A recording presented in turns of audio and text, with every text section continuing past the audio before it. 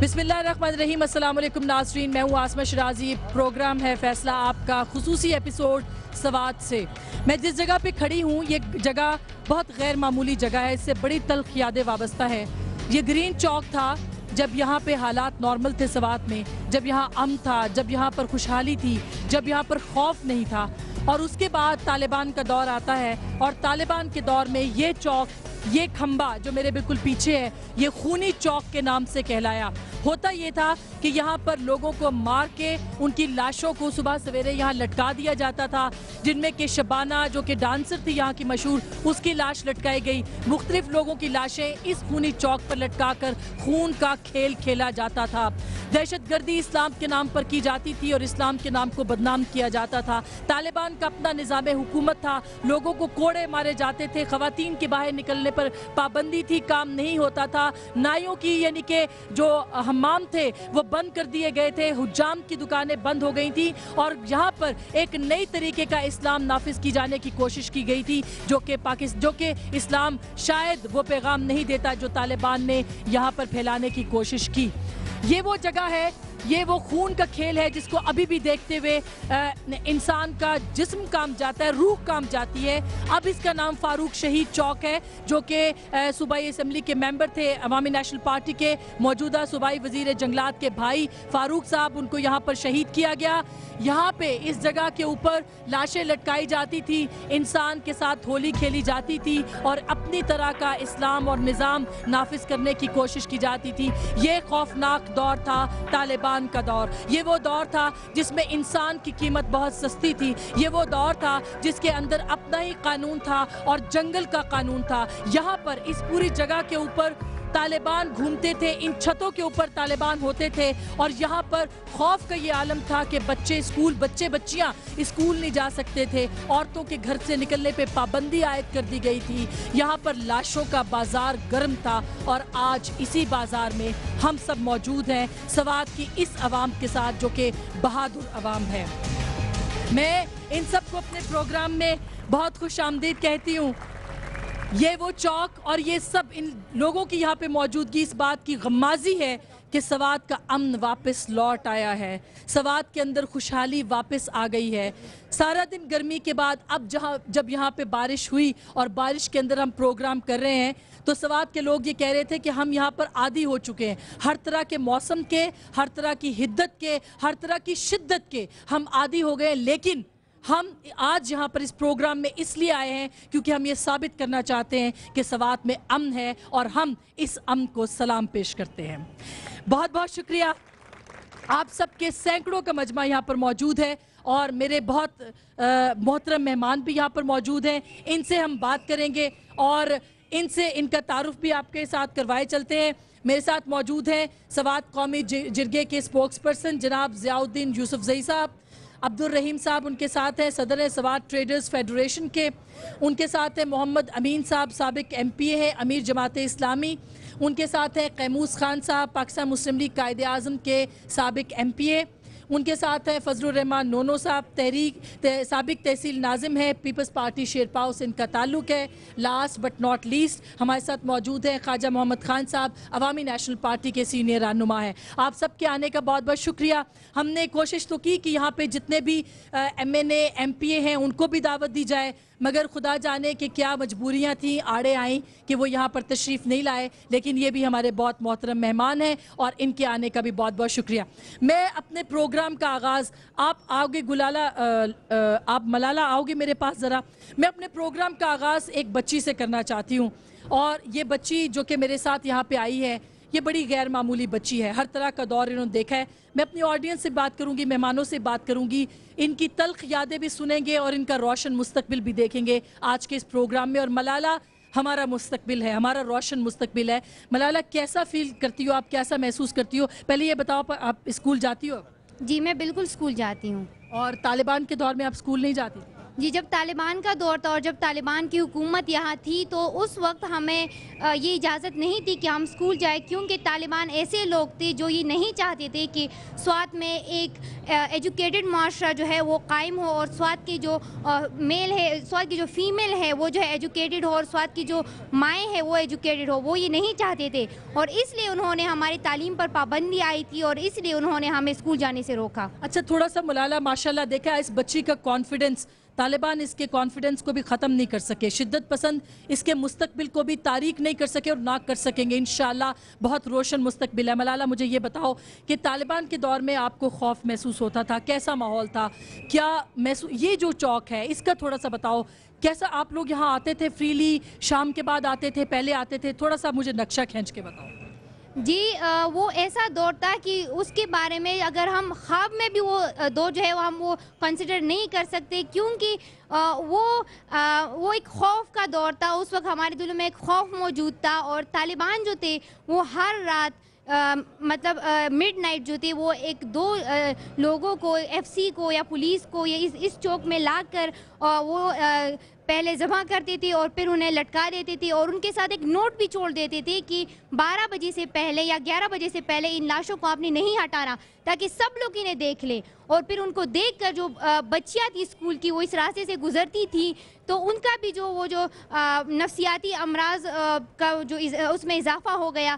تو وہ دور جو تھا وہ جنوری 2009 وہ ہماری جو اس ساری طالبانائزیشن ہے اس کا وہ سب سے برا، سب سے ڈارکیسٹ مہینہ تھا، کیونکہ وہ ایسا مہینہ تھا جب اس مہینے میں ہماری تعلیم پر پابندی عائد ہوئی، اس مہینے میں بہت سارے لوگوں کو ذبح کیا گیا، اس مہینے میں بہت زیادہ دھماکے ہوئے، اس مہینے میں ہم چین کی نیند کبھی نہیں سوئے، کیونکہ رات کو موٹر گولوں کی آواز آتی تھی، رات کو ہمیں یہی خوف ہوتا تھا کہ ایسا نہ ہو کہ طالبان ہمارے گھر آ جائے اور ہمیں جو ہے کہیں نہ وہ چوک میں لے جائے اور ہمیں لٹکا دے، کل کو ہماری لاش اس چوک میں ملے گی لوگوں کو، یہی خوف اور یہی ڈر ہوتا تھا ہمیں۔ اور جو ہماری اسکول پر پابندی عائد ہوئی وہ ہمارے لیے سب سے پریشان کن اور سب سے جو حیرت کی بات تھی، کیونکہ پہلی بار ہم نے تاریخ میں پہلی بار دیکھا تھا کہ اسکولوں پر بھی پابندی عائد ہوگی، یہ ہمارے لیے کچھ نیا تھا، اور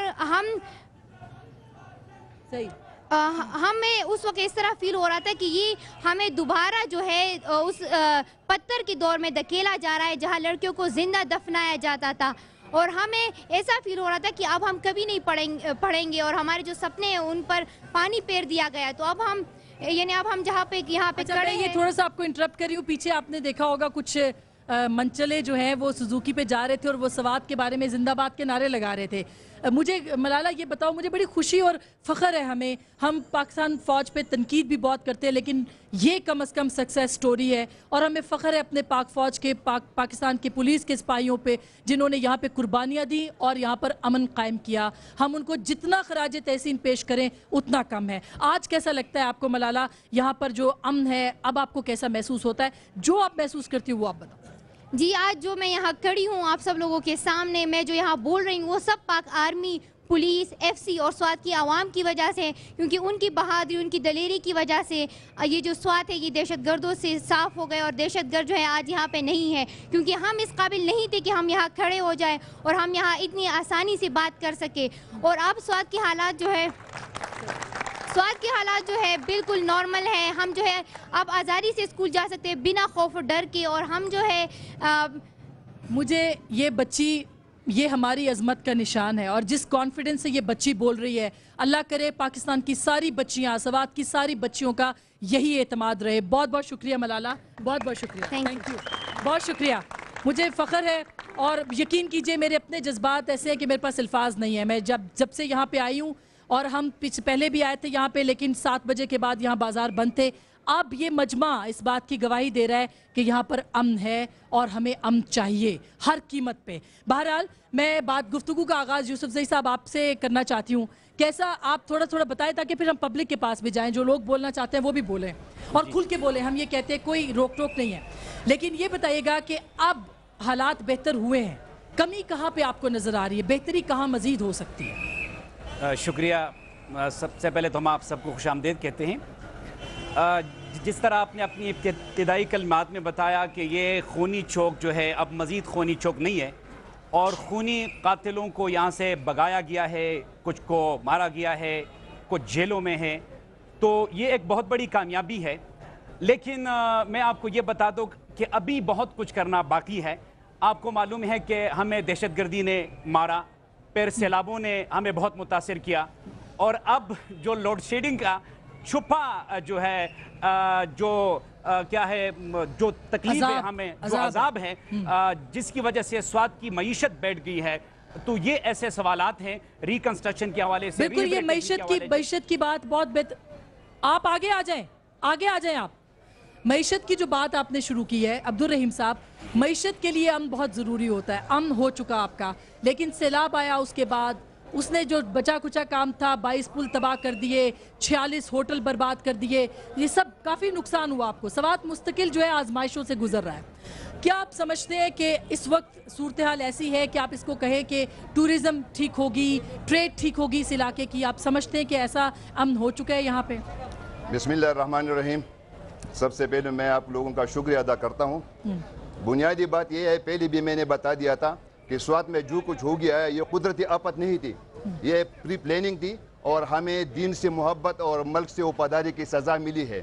آپ معیشت کی بات کرتے ہیں، یہاں تو اتنا بھی ہمارے ساتھ ظلم ہوا ہے کہ جن لوگوں نے ہمارے ساتھ وعدہ کیا تھا یوٹیلیٹی بلوں کا، ہم نے اس وقت گیس کی بل جمع کیے، بجلی کے بل جمع کیے، ٹیلی فون کے بل جمع کیے، کہ اس وقت نہ وابڑا کا محکمہ تھا، نہ اس کے لائنوں میں ٹرانسفارمر تھے، نہ تارے تھے، نہ ٹیلی فون کا محکمہ تھا، نہ گیس کا محکمہ تھا۔ لیکن آپ اس سے اندازہ لگا لیں کہ ہمیں یوٹیلیٹی اسٹور بھی معاف نہیں کیے گئے ہیں۔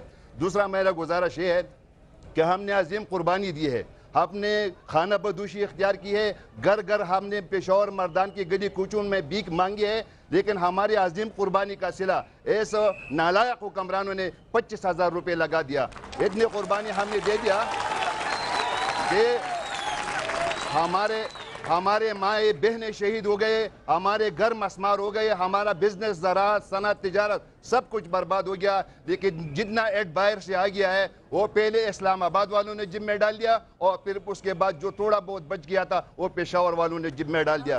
میں یہ کہنا چاہتا ہوں، میرا ایک ریکویسٹ ہے، ہم اتنے مظلوم اور بدقسمت لوگ ہیں کہ امریکہ میں گائے کی قیمت 3 لاکھ روپے ہے، لیکن سوات میں انسان کی قیمت 3 لاکھ روپے لگا دیا گیا ہے۔ کہاں کا انصاف ہے؟ اور وہ بھی آپ کو نہیں ملے 3 لاکھ روپے، وہ بھی نہیں ملے؟ وہ بھی نہیں ملا۔ اور میں یہ بھی کہنا چاہتا ہوں، اتنا بھی ہم اعداد و شمار لگا سکتے ہیں کہ 6,000 خاندان کو 25,000 روپے پی خاندان دیا گیا ہے، اس سے 15 روپے۔ اچھا، یہ عبدالرحیم صاحب یہ بڑا کھلا سچ ہے، اور جب تک معیشت کمزور ہوتی ہے وہاں پہ دہشت گردی کے امکانات بھی رہتے ہیں۔ پاکستان کے اندر یہ ثابت ہوا ہے، یہاں پر بہتر ہونی چاہیے معیشت، کیونکہ ان کے ہوٹل اور کاروبار جو برباد ہوئے ہیں، ٹریڈ برباد ہوئی ہے، باقی اس کو بہتر کرنا چاہیے تاکہ خدا نخواستہ کہیں شدت پسندی دوبارہ یہاں پہ نہ آ جائے۔ میرے بزرگ بات کرنا چاہ رہے ہیں، ان سے بات کرتے پھر آپ کے پاس دوبارہ آتے ہیں۔ جی زب اخبل خبر پختو کے کم زگر جمال اردو ٹوٹا پوٹا رازی زیادہ نہ رازی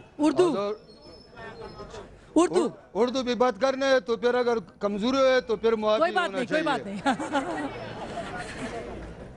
بہن، پہلے تو طالبانوں نے ہم کو مارا ہے، اس نے تو ہم کو نہیں بخشا۔ مطلب ہے کہ ہمارا کاروبار 3 سال تباہ ہوا ہے، مزدور بھی تباہ ہوا ہے، درمیانی طبقے بھی تباہ ہوا ہے، سرمایہ دار تو سرمایہ دار ہے، سرمایہ دار تو سرمایہ دار ہے۔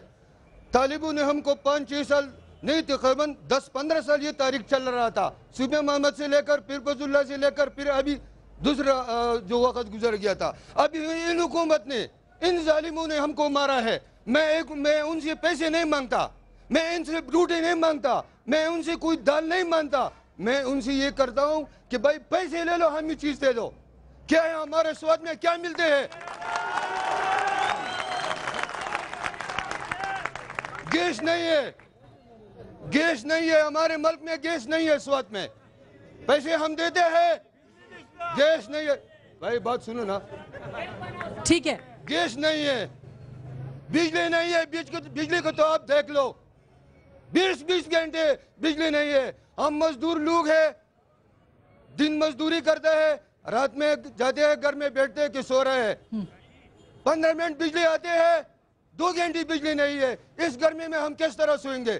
خدا کی قسم میں آپ کو اپنا بات کر رہا ہوں، صبح ہم دکان پر 8 بجے آیا تھا، تو پھر ہم دکان پر کرسی پہ بیٹھا تھا تو سو رہا تھا،